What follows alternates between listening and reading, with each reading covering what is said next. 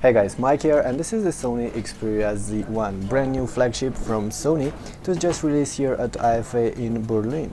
It doesn't look a lot different than the previous generation, the Xperia Z, but there are a couple of things that will change. First of all, the back is still covered by glass, and we have two versions. This one is the white one, there is the black one as well. You have a 5-inch screen on the front face, full HD panel of course, and the triluminous technology. The viewing angles are alright, they're better than what they were with the previous generation, but they're still not incredible. However, this does look more natural than those AMOLED panels, so some of you might like this particular screen. The phone fits well in hand, and here's where the change comes. This bezel is now slightly elevated here, and it's casted in metal, and this makes the phone quite comfortable to grip. Unfortunately, the corners are still rather sharp, but you're probably going to get used to that. The device is not incredibly thin or incredibly light. Let me just go ahead and check out the numbers here. It measures 8.5 millimeters in thickness, so I guess it is pretty thin, and it weighs about 170 grams.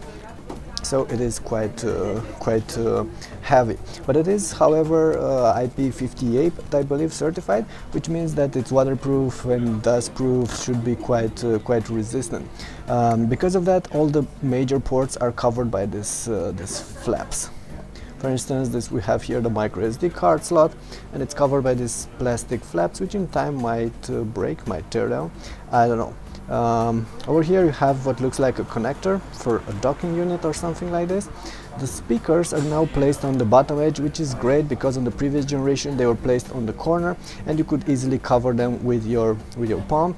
Now that's not going to happen anymore. You have a shutter button, a dedicated shutter button here on this part, volume rocker, and the same power button with this very nice design. And here behind this flap looks like SIM slot. Not really sure what this is. I'm going to have to check this out. And on top you have the headphone jack. So overall the phone looks pretty much like the previous Xperia Z, with a couple of design changes. I really appreciate the speaker being placed here, and the slightly elevated edges that make it a little bit grippier. Now, in terms of hardware, this is running on a Qualcomm 800 chipset, which means that you're getting a quad-core processor. I believe it's clocked at 2.2 GHz, so that's quite fast, with Adreno 330 graphics and 2 GB of RAM. The cool thing about this phone is lying here on the back. It's a 20.7 megapixel camera, so this should take some amazing pictures. It comes with a dedicated shutter button as well, and let's go ahead and see how the pictures taken here look. And they're taken in this rather dim light conditions, and you can see that this camera is incredibly fast. Of course, you have the smart auto mode like before, but you have a couple of other modes to choose between, so slightly different camera interface. Let's go back. All the manual options are in here, and of course you can take videos as well, and you can take snapshots while taking videos. So pretty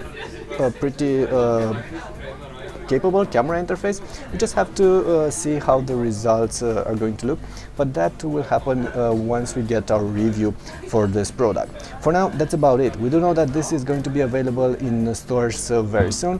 It's one of the most powerful devices out there, has a nice screen, and it packs a 3000 mAh battery, which means that in theory it should last quite long on a charge. But that's once again something yet to be seen.